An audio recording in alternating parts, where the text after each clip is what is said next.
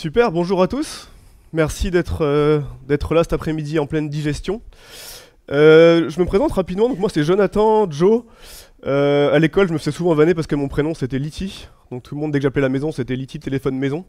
Donc je l'ai pris assez souvent celle-là.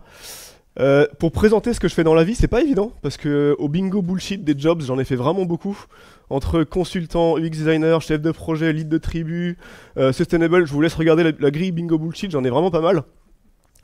Et à un moment, je me suis posé la question, parce que à un moment, j'ai eu deux petits machins très humains dans les bras qui sont arrivés d'un coup. Et il y a une question qui est survenue où je me suis posé la question. Un jour, ils vont me demander, papa, c'est quoi ton travail? J'étais bien emmerdé parce que j'avais pas la réponse. Et en réfléchissant un peu, je me suis dit, qu'est-ce que j'ai dans mon sac? J'ai quoi dans ma petite besace que j'ai acquis au fur et à mesure de mes jobs en agence, principalement en agence et en CS2I. Donc j'ai vu beaucoup de contextes, beaucoup de clients, j'ai eu beaucoup de rôles. Comment je me présente? Donc j'en suis arrivé à une version un peu comme ça, qui va bouger encore. Mes trois grandes casse-têtes, j'ai été designer pendant une dizaine d'années. Ensuite, je suis arrivé dans le monde du produit et en même temps, j'ai commencé à prendre une posture de coaching. Donc mes trois grandes casquettes, c'est ça. À côté, j'ai quelques cordes à mon marque que j'utilise beaucoup. Je fais beaucoup de facilitation, de design sprint. Je parle beaucoup d'impact, on va revenir derrière. J'ai été formé, je forme et j'utilise la systémie. Je me suis mis aussi récemment sur le terrain du sustainable. Donc je facilite, je lead, je parle. Je fais un peu tout ça, mais super. Mais pour faire quoi? C'est la partie de droite qui m'intéresse. Donc j'ai commencé par changer moi un peu ma manière de travailler, de bosser, comment j'accompagnais les clients avec qui je travaillais. J'avais envie de les accompagner eux à faire pareil, à accompagner les organisations, les équipes qui font des produits, les équipes qui designent à faire pareil, et les coacher pour prendre des décisions plus différentes, avec un impact un peu différent, plus humain, plus positif, plus soutenable. En parallèle de ça, je vous partage ça, j'ai monté parce que j'avais aussi envie d'aller plus loin, on a monté à deux avec un copain, une assoce, où gratuitement on donne toutes ces compétences-là, on les donne à des PME, à des petites boîtes, à des startups qui n'ont pas forcément les moyens, parce qu'elles démarrent, parce qu'elles n'ont pas de budget, mais qui veulent être accompagnées là-dessus, donc on fait ça à côté. On a monté une petite assoce pour faire ça aussi sur notre temps. Ok, je vais commencer. Aujourd'hui, le thème, c'est l'IA. On va parler d'IA ensemble. Je vais plutôt m'intéresser à la deuxième partie du thème, pour ceux qui l'ont lu, parce que les gens lisent rarement les thèmes des conférences. Le thème, je vais m'intéresser surtout aux défis éthiques, dilemmes sociaux, et j'ai rajouté la petite partie environnementaux, que l'IA, en tant qu'innovation, qu'est-ce qu'elle crée comme dilemme? Donc pourquoi j'ai imaginé ça? Parce que je vais vous faire découvrir, j'ai envie que vous partiez de la salle avec un outil que je trouve très simple et puissant pour éveiller les consciences, que ce soit individuellement ou en équipe, quand on va bosser sur un nouveau sujet, un nouveau produit, une nouvelle IA, qu'on aborde un peu autrement la prise de décision. On prend tous plein de décisions au quotidien. Si vous les listez, amusez-vous à les lister pour une journée, vous allez bien vous marrer. Listez toutes les décisions que vous prenez. Il y en a des petites, je vais à gauche ou je vais à droite. Je vais plutôt manger une pizza ou je vais manger des pâtes. Est-ce que je fais plutôt mon IA comme ça ou mon IA comme ça? Est-ce que je dois m'organiser pour construire mon équipe produit, pour construire mon orga, plutôt comme ci ou plutôt comme ça? Comment je me projette sur l'impact que ces décisions elles vont avoir? Et j'aimerais bien aussi qu'au bon moment, parce qu'il y a souvent un bon moment pour le faire aussi, d'aider à vous poser un peu les bonnes questions et d'adopter un état d'esprit différent au moment où on doit faire un nouveau produit, faire une nouvelle IA, faire une nouvelle techno, pour qu'elle ait, si possible, un meilleur impact sur le monde. On va parler un tout petit peu de systémie. Je vais passer très vite dessus, on va faire 4-5 définitions et après on arrête la théorie. Ouais, j'ai dit systémie. Systémie, très rapidement, c'est une manière de considérer des systèmes complexes. Système complexe, je ne sais pas si ça vous parle. Très simplement, le vivant, c'est un système complexe. L'humain, c'est un système complexe. L'univers, même votre entreprise, c'est un système complexe. Pourquoi ? Parce qu'elle est composée de plein d'éléments différents. Il y a plein d'interactions, de dépendances, d'interdépendances dans tous les sens. Ça bouge tout le temps. Et surtout, c'est complètement imprévisible. Donc il va se passer des choses qui vont émerger à un endroit qu'on ne peut même pas imaginer, qu'on ne peut pas prévoir. On parle d'émergence. Comment on regarde ça? Donc tout à l'heure, il y avait un sujet juste à côté, qui m'a d'ailleurs envoyé la balle, donc je te renvoie la balle. Juste à côté, il y avait un sujet qui parlait aussi de design systémique. C'est une méthode, une manière d'aborder ça, et d'imaginer une solution qui va avoir des impacts dans ce monde très complexe, dans ce système très complexe. Et d'essayer, je dis bien essayer parce que c'est un monde imprévisible, donc il n'y a pas de solution magique, mais en tout cas de se poser la question de est-ce que notre solution c'est la meilleure à court terme ou à long terme? Et dans l'idéal, d'avoir un état d'esprit qui nous permette d'agir positivement sur le monde qui nous entoure. On parle beaucoup en ce moment de pilotage par l'impact, d'impact, etc. Je vous donne ma définition, un impact très simple. Je vais prendre que dernier, un impact ça veut dire qu'il y a eu un choc, qu'il y a eu du mouvement, qu'il y a deux choses qui se sont rencontrées, deux choses ou plus, et que ça a laissé une trace, un effet. Et pilotage par l'impact, si je le dis très simplement, Il y a des impacts, bah nous on a envie de prendre des décisions, on a envie de piloter nos produits, nos technos, tout ce qu'on fait, en fonction de la trace, de l'effet que ça va générer. Pilotage par l'impact, très simplement, c'est ça. Ok, on va arrêter les définitions. Maintenant, comment on fait pour se projeter sur l'impact de nos décisions? Je vais vous présenter un outil qui s'appelle la roue des futurs, qui est très simple à utiliser et qui apporte beaucoup de choses. Pour l'histoire, c'est ce monsieur qui l'a inventé, Jérôme, je le connais pas personnellement, mais on va l'appeler Jérôme, qui était il se disait futuriste. Ça a été ensuite repris, adapté par le cofondateur de DeviantArt. Ceux qui se rappellent, ça existe encore, j'ai regardé. DeviantArt. Et ensuite, ça a été repris par une designeuse française, Sylvie Domal, qui l'a mis dans un livre. Et tout ça a fait un peu évoluer la méthode, l'a remis au goût du jour. Et on se rend compte aussi en ce moment qu'on a besoin de penser des solutions, des outils dans un système plus complexe. L'outil, c'est ça. Comment on le lit, comment on l'utilise? C'est très simple. Au milieu, je dois prendre une décision. Ou il y a quelque chose qui va se passer, ou il y a une tendance particulière qui arrive. Par exemple, une décision, est-ce que je dois bosser sur ce produit? Est-ce qu'on doit sortir cette IA ou pas? Impact. Si je le fais, quels sont les résultats directs de je vais sortir ce produit, je vais le donner à la main de tout le monde? C'est quoi les impacts directs? Très simple. Deuxième niveau, quels sont les impacts indirects des impacts directs que j'ai au milieu? Donc comment on fait ça? On a un tableau blanc, on a une feuille, on a une table, on a des post-it. En équipe, c'est très simple de se dire, ok, c'est quoi la décision qu'on doit prendre maintenant? Qu'est-ce qu'on choisit comme décision? Et si on prenait le temps, nous, on se prend 1 heure, 2 heures. En 2 heures, il y a déjà énormément de choses qui sortent, de se dire, en 2 heures, c'est quoi les impacts de ce truc sur lequel on va bosser là? C'est quoi les impacts de si on prenait cette décision? Très simple. Je vous donne une illustration concrète. On a joué à ça dans un cas très concret, où la question qui était se poser, donc c'était pour un des plus grands acteurs français du transport, dont je peux pas dire le nom, mais ça finit par CF, doit maintenir ce soft historique. Voilà, il y avait un soft historique, il y a les JO qui arrivaient, ils avaient un soft qui était à la base de beaucoup de choses. Ils se posaient la question, là maintenant, est-ce que ce truc-là, on le continue et on le maintient à flot, ou est-ce qu'on l'arrête et on en met un autre plus propre à la place? Ils n'arrivaient pas à trouver la solution. Donc on leur a proposé, on l'a fait à plusieurs, de se dire, on va faire les deux. On va se projeter sur les deux cas. Au milieu, on s'est dit, ok, on garde notre outil pour les JO, ou à l'inverse, on l'arrête et on en met un autre. Plus propre, mieux conçu, etc., plus adapté. Et ils ont fait l'exercice, donc ils se sont rendus compte qu'il y a plein de choses qui sont sorties de ça. En rouge, c'est des choses qui sont plutôt positives. Positif, ça veut dire que pour l'équipe considérait que c'était des impacts plutôt souhaitables. En vert. En rouge, c'est l'inverse. En rouge, c'était des impacts plutôt négatifs, qui allaient créer des conséquences non souhaitables, toxiques ou autres. Donc ils ont posé ça, donc il y a plein de choses qui sont sorties, hein. Ils se sont rendus compte ils ont ensuite regroupé ça par thème, que ça créait des risques d'instabilité, donc ça c'était moins souhaitable, qu'au contraire on pourrait remettre notre équipe un peu au niveau fonctionnel, qu'en termes d'image en interne, si on sort un nouveau soft propre, bien conçu, notre équipe aussi elle regagne en image, en termes de réputation, qu'en termes d'humeur c'est aussi plus agréable pour l'humain de bosser sur un nouveau soft, au goût du jour, bonne techno, que sur un ancien soft qui est dégradé et dès qu'on touche quelque part, ça pète partout. En termes de concentration, de maturité de l'équipe, c'est intéressant. Impact indirect, enfin négatif, c'est que ça nous met une grosse pression. Parce que les gens vont nous dire, punaise, vous avez fait le choix de sortir un nouveau truc, alors qu'il y a les JO qui arrivent. Donc grosse pression sur l'équipe aussi. Etc., etc. Donc ils ont fait les deux, et à la fin, ils ont emmené ça, ils sont allés voir les boss de cette division, ils leur ont dit, voilà notre choix, et voilà pourquoi on l'a pris. Et ça les a aidés, donc ils ont passé 2 heures là-dessus. À la fin, ils avaient la décision, et ils avaient de quoi l'expliquer, en se projetant sur le futur, sur ce que ça allait créer, sur les impacts de ça, pour prendre la décision. Donc une illustration. On va aller un petit cran plus loin. Donc au début, je me suis posé la question, hein, je me pose encore la question, le jour où ils seront capables de me demander, ça arrive vraiment, vraiment bientôt, donc faut que je me concentre, ils vont me demander c'est quoi ton travail? Et j'ai envie d'avoir une belle histoire. D'où l'idée d'aller un peu plus loin de ça, et de penser à un impact responsable. Je vais expliquer responsable avec mes mots, et comment je le comprends, et comment je le transmets en général. Je considère qu'un impact, il est responsable, si on s'est posé la question de quel impact va avoir notre décision ou ce qu'on fait, sur l'humain, sur la planète, mais aussi d'un point de vue financier. Parce qu'on ne vit pas dans le monde des bisounours, et à un moment, il faut aussi être rentable, il faut avoir des produits qui marchent, il faut avoir des boîtes qui sont durables. Et je pense qu'on est responsable si on prend en compte les 3 dimensions. Qu'est-ce que je mets derrière, pour aller un petit peu plus loin? Le côté financier est assez facile, création de valeur.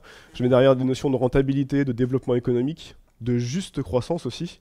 Quand je dis juste croissance, derrière se cache aussi la notion de est-ce que je dois faire une boîte qui va croître de manière démesurée, ou adopter une juste croissance, raisonnée.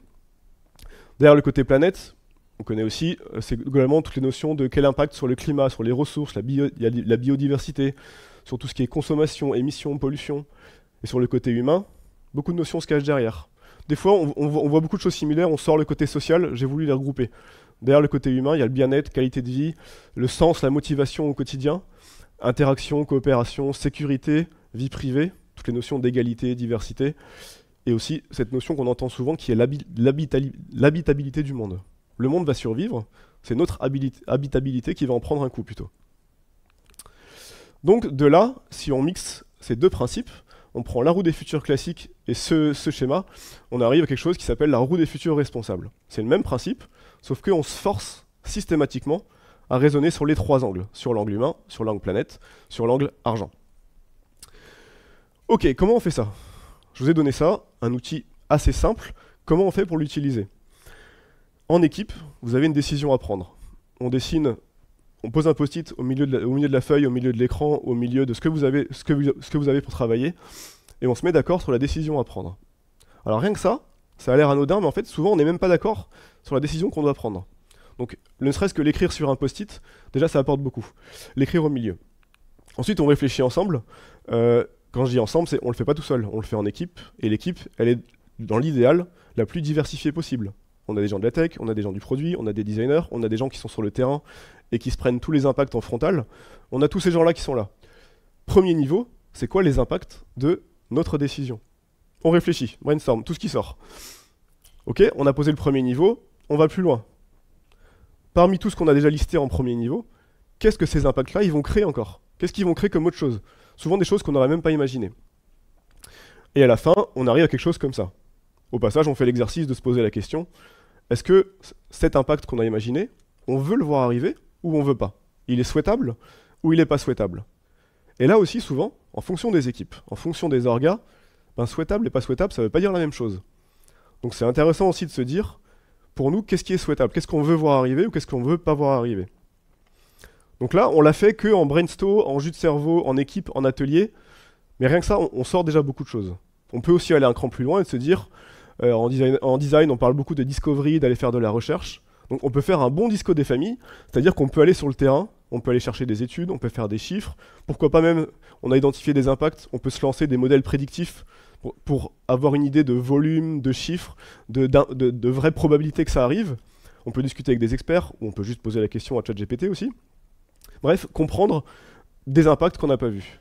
Souvent aussi, en allant voir sur le terrain, des gens qui utilisent notre IA, ou les gens qui sont impactés par les gens qui utilisent nos IA, on découvre des nouvelles choses. On se rend compte qu'en fait, tiens, nous on a bossé sur ce produit un peu dans notre bulle pendant 1 an, 2 ans, on l'a sorti, mais on s'est pas du tout rendu compte que ça a créé ce truc-là en bout de chaîne. On l'avait jamais anticipé. Mais en fait, c'est notre faute, parce que c'est nous qui l'avons sorti. Donc, à garder en tête aussi, ce qui est intéressant, c'est que souvent, quand on fait ce travail-là, on pense que les personnes impactées, c'est que celles qui ont l'outil dans la main, sur leur téléphone, ou qui sont en train d'interagir avec. Mais souvent, il y a d'autres gens qui sont impactés par ça. Je prends un exemple, on a bossé sur une étude comme ça pour l'APEC, pour le Pôle emploi, où les gens qui sont impactés, c'est pas ceux qui manipulent les outils qu'on met à dispo des conseillers et autres. C'est ceux qui vont accompagner, c'est ceux qui vont être tributaires de ça aussi. Donc, on arrive à ça. Vous allez me dire, c'est super cool ton truc. C'est beau, c'est cool, ok, on l'a fait, on a fait un atelier, on a collé des post-it. Mais qu'est-ce qu'on fait avec ça? Le premier niveau, qui est assez simple, c'est de se poser la question. On reprend tous les impacts qu'on avait. À gauche, on va mettre tous les verts, donc tous les souhaitables, ceux qu'on a décidés comme positifs souhaitables, et on va les mettre sur un axe. Celui-là, on considère que ça a beaucoup de chances qu'il arrive ou pas. Probabilité forte. Si cet impact qu'on a identifié, il y a quand même de fortes chances qu'il arrive, on le met vers le haut. Est-ce qu'il est important ou pas? Et encore une fois, définissez ce qui est important. On pense qu'il a un impact très fort. Il va être très impactant, il va créer des grosses conséquences, des gros effets. Dans ce cas, on le met à droite. On fait pareil pour les négatifs. Et à la fin, nous, en tant qu'équipe, qui devons prendre une décision, qui devons construire un nouveau produit, qui devons imaginer une nouvelle IA, on peut se concentrer sur 2 cadrans. Le cadran qui va être tout en haut à droite sur les positifs, et tout en haut à droite sur les négatifs. En se posant la question, qu'est-ce qu'on peut faire pour que ces trucs-là, ces impacts qui sont positifs, qui ont beaucoup de chances d'arriver, et qui ont énormément de conséquences ou d'effets, qu'est-ce qu'on peut faire, nous, en tant qu'équipe produit, de développeurs, de gens qui font, pour augmenter les chances que ça arrive. Parce on veut que ça arrive, on veut que ces impacts-là, ils arrivent. Donc comment on fait pour augmenter le nombre de chances que ça arrive? Et à l'inverse, on s'est remarqué qu'on avait des effets non souhaitables, horribles, toxiques, qu'on veut vraiment pas voir arriver parce qu'encore une fois, c'est de notre faute, c'est notre produit. Donc comment on peut faire pour éviter que ça se produise, pour les atténuer, voire les faire disparaître? Et une fois qu'on a ça, donc on organise cette matière, et une fois qu'on a ça, ben, on peut commencer à se faire une stratégie produit, une stratégie d'organisation, une vision de boîte. On bosse sur une nouvelle IA, ben, on peut commencer à poser aussi la vision ou la mission de cette IA. Est-ce qu'on est tous d'accord sur la mission de cette IA? Est-ce qu'on est tous d'accord que si la mission ou la vision qu'on a sur ce produit, c'est ça, ben voilà les impacts qu'on va avoir. Est-ce qu'on est OK avec ça? On peut aussi se faire plusieurs scénarios une fois qu'on a fait l'exercice. J'ai accompagné des boîtes qui l'ont fait tout au début où elles n'avaient pas encore leur produit, elles n'avaient pas encore commencé à choisir leur stratégie. Elles l'ont fait tout au début, elles avaient juste une idée, une problématique, un sujet. Et on a fait l'exercice de prendre plusieurs scénarios. Ok, on a vu tous ces impacts-là, nous là-dedans, on choisit quoi? On choisit quoi comme stratégie? Donc là, on peut en faire plusieurs, on peut faire plusieurs scénarios. Par exemple, on pourrait faire une stratégie qui s'appelle « on s'en fout des gens ». On veut juste faire de l'argent, on s'en fout des gens, des impacts sur les gens. Ok, ça c'est notre stratégie. Qu'est-ce qui se passe? Ce serait quoi le business model? Ce serait quoi le truc? On est d'accord avec ça ou pas? On en fait une deuxième, à l'inverse, on va faire un truc full environnemental. C'est quoi la stratégie pour faire ça? Nos produits ressembleraient à quoi? Ce serait quoi nos roadmaps? Etc. Ou un troisième, éventuellement, l'humain avant tout. Nous, on veut une boîte, on veut avoir une mission d'entreprise, une mission de produit, où l'humain passe avant. Donc nos impacts sont positifs sur l'humain. C'est quoi la stratégie qu'on met en place? Ce serait quoi nos roadmaps? Et nos produits, du coup, ils ressembleraient à quoi? C'est bien beau tout ça, mais dans quel cas on peut appliquer ça? Il y a énormément de questions de cas où on peut appliquer ça. Derrière ça, je mets se projeter sur l'impact d'une décision. Déjà, on peut le faire à plein de niveaux. J'ai mis en haut, au milieu, en bas. C'est pas du tout péjoratif parce qu'au contraire, moi je pense que de plus en plus, et encore plus maintenant avec les nouvelles technos, avec l'IA, bah, le vrai pouvoir, il commence plutôt à se cacher vers le bas. Ceux qui ont la main sur le code, c'est eux qui ont le vrai pouvoir, de plus en plus. Je l'observe, je le vois, parce qu'en haut, ils comprennent pas du tout ce qui se passe en bas. Donc ceux qui comprennent, bah, ils ont le pouvoir. Donc si je reprends ces métaphores en haut, eux, ils peuvent prendre des décisions qui vont impacter la vision globale de la boîte, le cap, le business model. Vers le milieu, donc tous les head-off, les directeurs, les VP, les leads, les PM, là aussi, niveau bingo bullshit, il y a du monde, mais globalement, ils sont au milieu. Eux, ils doivent véhiculer une vision, ils doivent choisir des stratégies, donc souvent, ils ont des décisions qui vont impacter un temps un peu plus court, et ils vont impacter la manière dont on s'organise pour le faire. Et en bas, sans aucun côté péjoratif, on va retrouver les designers, les développeurs, les PO, les gens de la data, ceux qui font, mais leurs petites décisions, elles ont un effet papillon. Parce que des petites décisions qui sont prises à ce stade-là peuvent impacter beaucoup. Je vous donne un exemple, j'ai accompagné 2 fois des entreprises qui trouvaient que ce qu'ils faisaient au quotidien n'avait aucun rapport, il n'y avait aucun alignement, ils avaient du mal à dire non, du mal à prioriser, parce qu'il n'y avait pas de stratégie de boîte claire. En haut, ils n'arrivaient pas à le faire. Donc comment on a fait? On est parti par ce que j'appelle par le bas. Vous, en tant qu'équipe produit, c'est quoi vos forces? Sur quoi vous travaillez? Vous pensez que vos impacts, c'est quoi? On a fait remonter ça et petit à petit, ça a aidé le haut à construire une stratégie. Donc je suis convaincu qu'il n'y a plus de haut et de bas comme cette pyramide à l'ancienne, mais que le pouvoir, de plus en plus, il se déporte vers le bas. Donc des exemples de décisions qu'on pourrait prendre en appliquant ce principe-là. Le classique, quel impact de ce produit-service qu'on va lancer? Quel impact de, bah tiens, si en fait on bossait pas sur ce truc, si on le faisait pas? Quel impact de, on va arrêter un produit qu'on a? On l'arrête, ça crée quoi? Et si on changeait de techno? Et si on changeait la manière de gagner de l'argent dans notre boîte? Et si on changeait, on pétait complètement l'organisation? Si on mettait bidule manager, ça change quoi? Un autre exemple concret, parce que j'ai travaillé sur un sujet comme ça, ce serait quoi l'impact d'organiser les JO à Paris? Ça n'a rien à voir, mais ça s'applique aussi à un sujet comme ça qui est plus complexe. Au passage, vous remarquez que j'ai beaucoup utilisé « et si ». Et si, c'est un peu une formule magique quand on s'imagine, on se projette sur des impacts et autres. Le « et si » fait qu'on n'a plus de contraintes. Et si on changeait de techno, et si on changeait notre manière de gagner de l'argent, en utilisant ça et en mettant, c'est une bonne formulation à utiliser au centre de la roue, parce que ça permet de s'affranchir des contraintes existantes. On se projette directement sur le futur. Donc utilisez le « et si ». On va revenir un peu sur l'IA. Pour rappel, le thème entre progrès et préoccupation, comment on peut aborder avec cette méthode les défis les défis éthiques, environnementaux, sociaux, donc les impacts sur les gens, sur l'humain et d'un point de vue financier, que l'IA peut avoir. Déjà, 2 choses qui en moi montrent, nous montre que l'IA, c'est une techno complètement différente aussi. Actuellement, on vivait dans un cocon, c'est-à-dire que tous les contenus qu'on avait, que ce soit digital ou autre, c'était fait par des gens. Là, on va commencer à être exposé à des contenus, à des médias qui sont pas faits par des gens. Donc déjà, on n'est plus dans notre cocon humain qui fait des choses pour humains. La deuxième, c'est qu'on parle beaucoup d'IA. Gartner, ils sont amusés à faire la courbe du hype de l'IA, où il y a plein de techno, en découpant bien par techno.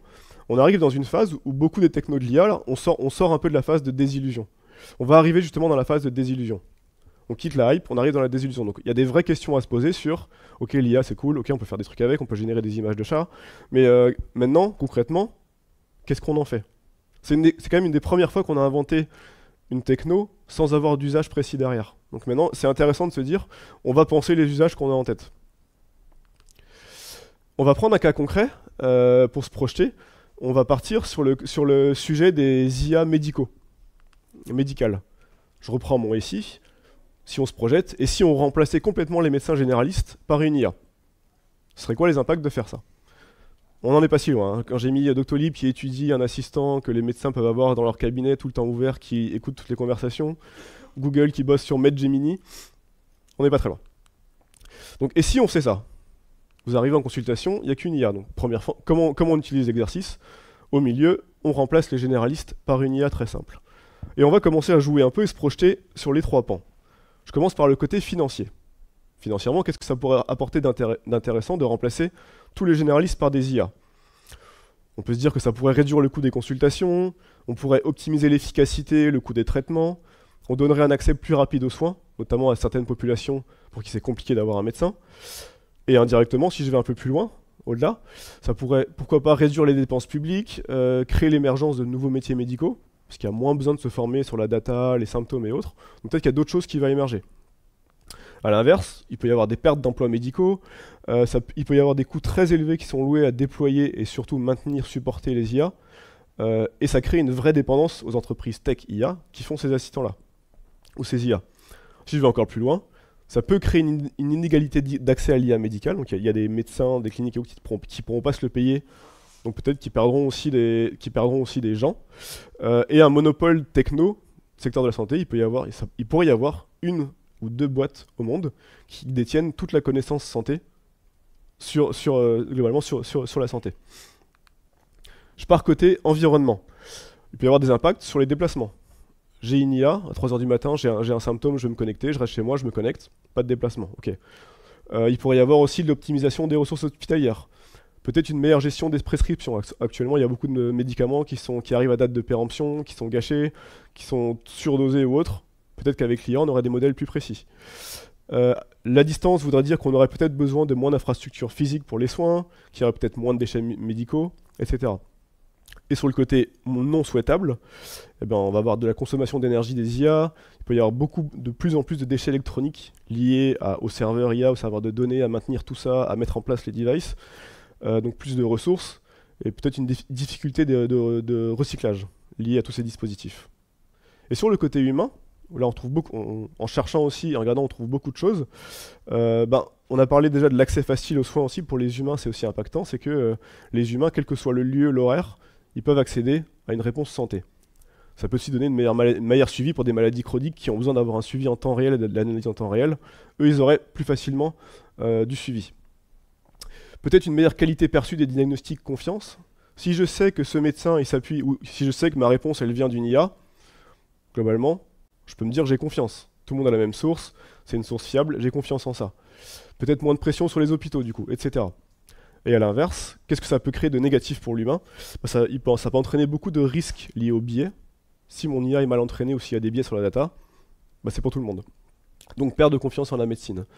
Je perds aussi quelque chose de très important en médecine, c'est le manque de relation entre le médecin et son patient, la relation humaine. Du coup, j'en viens à avoir une médecine qui est complètement dénuée d'empathie. Donc ce qui peut accentuer la fracture numérique aussi, ce qui peut réduire les interactions sociales. Pour certaines populations, des fois c'est une des rares interactions qui peuvent avoir, c'est voir leur médecin. Donc ça crée ça aussi. Mais à l'inverse, toutes ces choses-là aussi, ça pourrait redéfinir le rôle du médecin. Le médecin pourrait reprendre un rôle différent, peut-être plus humain, peut-être sur d'autres spécialités. Ça pourrait redéfinir ça aussi. Donc voilà, juste en un jus de cerveau, en quelques recherches et autres, Déjà là, si je me dis, bah tiens, moi, mon projet d'entreprise où j'ai envie de bosser sur une IA qui va remplacer les généralistes, potentiellement, je peux créer tout ça. Est-ce que je suis OK avec ça?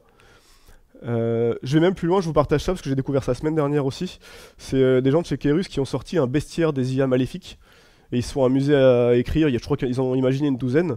Ce serait quoi les pires IA qu'on pourrait imaginer et quel serait leur comportement déviant. Donc c'est bien fait. Donc je vous conseille de regarder, et notamment il y avait une IA qu'ils appelaient Medicus Impius, qui serait une IA médicale, et ils insistaient beaucoup aussi sur le fait qu'elle pouvait déshumaniser les soins.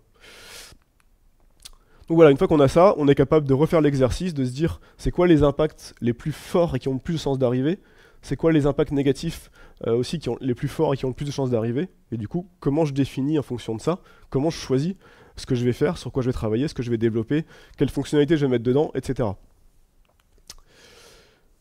Comment on commence sur des sujets comme ça, quand on commence à avoir le déclic et qu'on commence à se poser la question, mais c'est quoi l'impact du truc sur lequel je bosse là? Quand on commence à avoir ça en tête, on se pose la question, mais comment je fais ça dans mon entreprise? Comment je commence? Bah, le premier niveau, j'ai essayé de faire des presses, de faire des offres, etc. Ça n'a jamais marché. Je me suis rendu compte que ce qui marchait le mieux, c'est de le faire sans le dire.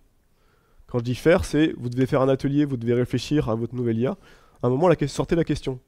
C'est quoi l'impact de ce truc?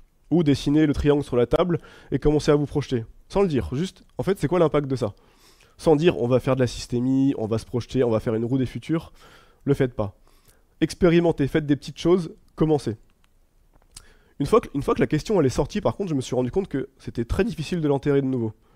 Une fois qu'on avait sorti la question, c'est quoi l'impact de ce truc? Et on s'est rendu compte qu'on a identifié potentiellement le produit sur lequel on bosse, il a un impact vraiment horrible. Une fois que c'est sorti, c'est vachement dur de l'enterrer de nouveau.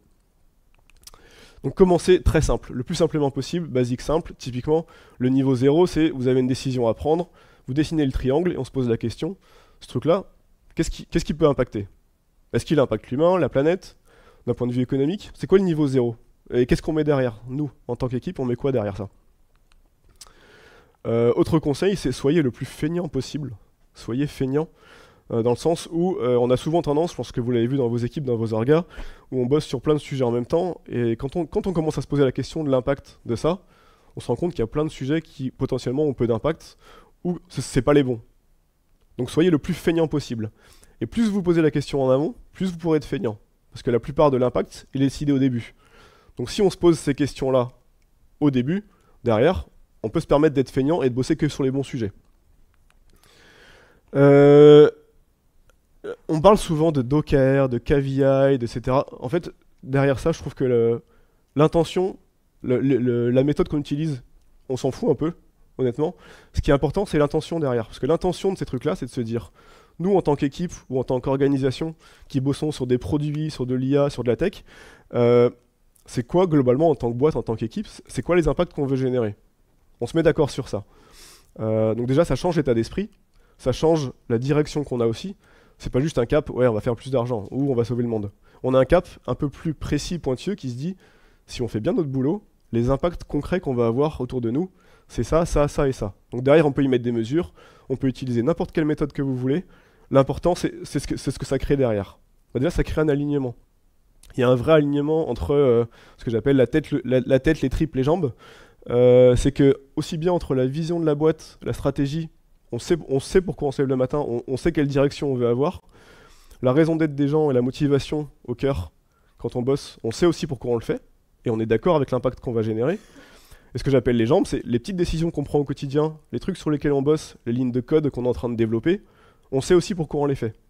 Donc ça crée un vrai alignement à tout niveau de l'entreprise aussi, et tout devient naturellement beaucoup plus fluide. Ça veut dire quoi? Ça veut dire que c'est beaucoup plus facile de dire « Bah non mec, on va pas bosser là-dessus en fait. Parce que nous, l'impact qu'on va avoir, c'est ça, et le truc que tu me demandes, ça n'a rien à voir. » Donc ça crée ça aussi. Et après, c'est facile de se dire « Ok, on a tous un cap commun, on voit les impacts qu'on veut avoir. » Et ben, du coup, c'est facile de dire non, de choisir, de se dire on va plutôt bosser sur tel produit, telle features, ou notre algo, on va plutôt le coder de cette manière-là ou de cette manière-là, parce qu'on choisit ce qui nous permet d'atteindre les impacts qu'on vise. Et du coup, on a une cascade assez naturelle entre toutes les décisions de la boîte, et à la fin, on voit les impacts on voit ensemble et tout le monde contribue aux impacts cibles qu'on s'est donnés. Une bonne technique aussi, c'est d'avoir un gardien du temple, quelque part dans la boîte, appelez-le comme vous voulez, choisissez le nom, mais quelqu'un qui à un moment va dire, là on fait n'importe quoi, on est d'accord que si on sort ça, ça va créer ce truc-là. Tout le monde est OK. On s'était dit au début que ce qu'on visait, c'était plutôt de générer tel impact, d'avoir ce type d'impact sur les gens, sur la planète. Là, on l'a pas du tout. Tout le monde est d'accord avec ça. Donc c'est bien d'avoir un garde-fou. Il n'est pas obligé d'être tatoué, barbu et cheveux gris, mais choisissez 101. Choisissez 101, pardon. Et une question aussi que je pose souvent quand je vais voir des équipes, des orgas, c'est le truc sur lequel vous bossez, c'est utile ou pas? Souvent, il y a un gros blanc. Mais je l'aime bien. Donc c'est une question très facile à vous poser aussi, et c'est un bon niveau aussi pour commencer. En fait, ce truc-là, c'est utile ou pas? Pourquoi c'est utile? Et je finirai là-dessus. Je suis content d'avoir une population où il y a beaucoup de développeurs aussi, parce que moi je suis convaincu que le pouvoir, comme je vous le dis, le pouvoir il se cache là. Et derrière le pouvoir, il y a beaucoup de responsabilités. Donc d'où notre ami Spider-Man. C'est vous qui avez aussi les petites décisions, des choix, qui pouvaient soulever des questions, qui derrière vont avoir un grand effet papillon. Donc je pense que c'est intéressant pour vous, et j'espère que certains d'entre vous, si 5 personnes repartent de la salle, et vont voir leur équipe lundi en disant « Mec, c'est quoi les impacts du truc sur lequel on bosse ?» Si rien que vous avez ça en tête, pour moi c'est gagné, et l'effet papillon va se faire petit à petit. Donc merci pour aller plus loin. Toutes les sources, les articles, vous avez tout en un coup là. Donc si vous scannez ça, vous avez vraiment plein de... Si le sujet vous intéresse, vous pouvez creuser des articles, il y a des livres, il y a des liens, il y a peut-être même une série. Non, j'ai pas mis la série. En tout cas, vous avez plein de choses que vous pouvez regarder pour creuser le sujet. Et merde, allez-y, je vous laisse le temps, pardon.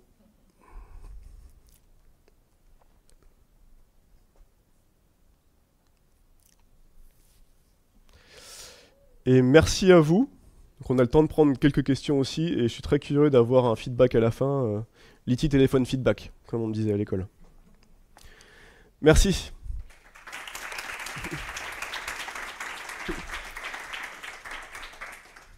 Ouais. Je crois qu'il faut prendre le micro juste, ouais. C'est pour le stream, de ce que j'ai compris. Est-ce que tu aurais une idée du temps moyen pour faire ce genre d'analyse? Ce genre d'exercice? Oui. Une feuille blanche, une dizaine de personnes et 2 heures. En 2 heures seulement? En 2 heures, tu n'auras pas d'analyse précise, tu n'auras pas de chiffres, mais tu auras déjà plein d'impacts potentiels qui sont sortis, 10 personnes autour d'une salle, et le jus de cerveau, ça te donne déjà plein de pistes possibles. Après, il faut creuser, affiner, chercher du factuel. Ok, d'accord, merci.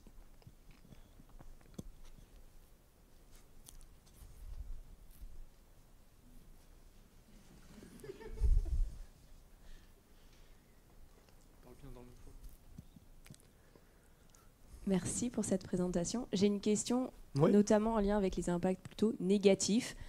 Si on décide par exemple de réaliser vraiment le produit, ou en tout cas l'idée, même si on voit les impacts négatifs, qui en fait sommes-nous pour prendre la décision d'impacter à différents niveaux d'autres personnes, peut-être à l'extérieur, que ce soit même l'environnement, imaginons. Qui sommes-nous vraiment pour prendre la décision de le faire, bien qu'on sache que ce soit vraiment négatif? C'est une bonne question. Déjà, il y a très peu de cas où on n'est pas non plus des bisounours, donc il y a très peu de cas où tu vas créer quelque chose qui aura que des impacts positifs.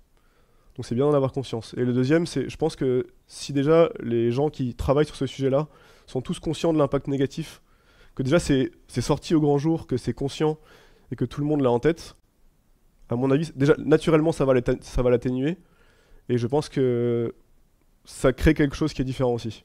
Je sais pas si ça répond à ta question, parce qu'il n'y a pas de bonne réponse, et j'ai pas de réponse magique à ça. Mais je pense que ma meilleure réponse serait de le faire sortir, de le conscientiser, et que tout le monde soit OK pour se dire on travaille là-dessus. Donc rien que ça, je pense que ça crée quelque chose.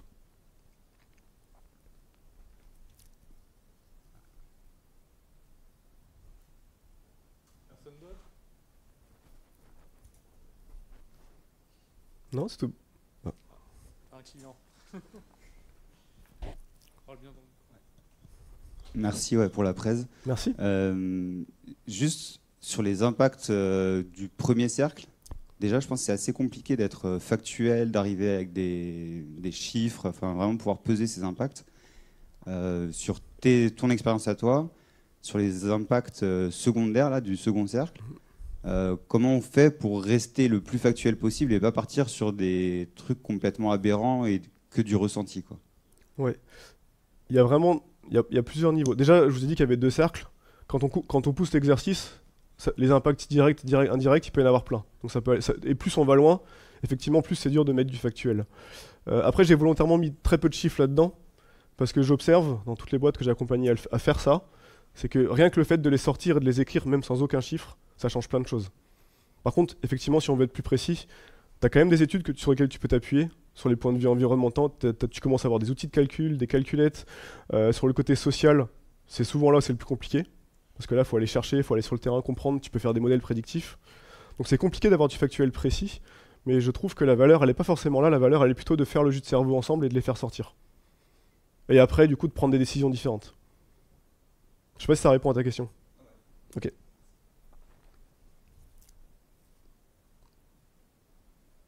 Bah écoutez, merci. Ah, bah, une petite dernière, vas-y. Ouais. Oui, du coup, il y a du positif, il y a du négatif. Et potentiellement, on va se dire, la décision, on va la prendre si le positif, on estime qu'il surpasse le négatif. Mais du coup, si on ne rentre pas un peu précisément dans l'évaluation des impacts, comment on le fait? Des fois, on a besoin, ouais. Des fois, on a besoin de le faire. On a besoin d'avoir du factuel, ouais. Typiquement, pour la matrice que je vous ai montrée, le plus de probabilité que ça arrive, là, c'est bien d'avoir du factuel pour prendre une décision. Des fois, on a besoin. Dans certains cas, ça suffit de faire ça. Dans certains cas, on a besoin d'aller plus loin.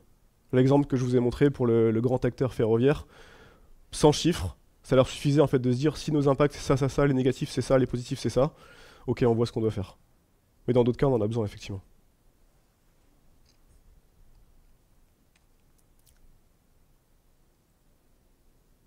Ok, bah merci beaucoup. Et vous avez gagné 10 minutes de pause en plus.